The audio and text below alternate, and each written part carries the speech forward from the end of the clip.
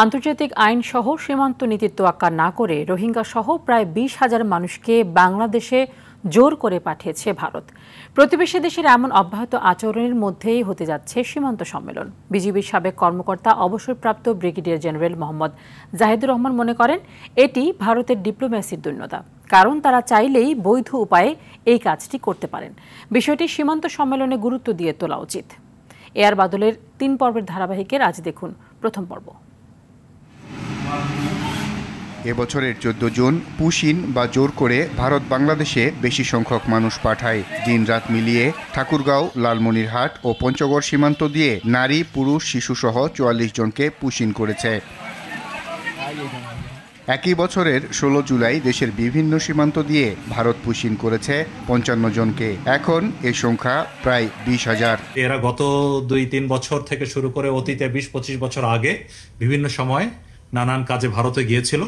তবে তাদের মধ্যে তাদের সন্তানাদিও আছে, তারা ভারতের আধার কার্ড বা অন্যান্য ডকুমেন্টস পেয়েছিল, বাট পুলিশ বা বিএসএফ তাদের এগুলো রেখে দিয়ে তারপরে পুশিন করেছে।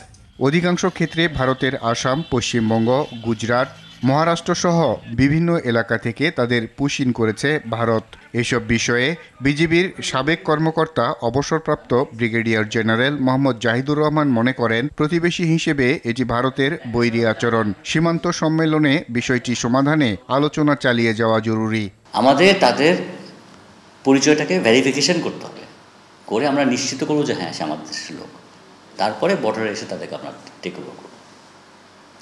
এটাই বলো, মানে যে পদ্ধতি আছে, স্বীকৃত পদ্ধতি।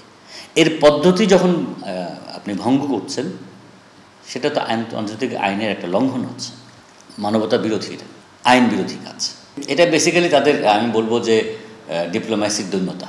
পুশিন সহ সীমান্ত অপরাধ বন্ধে প্রতিবেশী হিসেবে ভারতকে মানবিক হওয়া প্রয়োজন বলেও মনে করেন অনেকে। এআর বাদল, RTV, ঢাকা।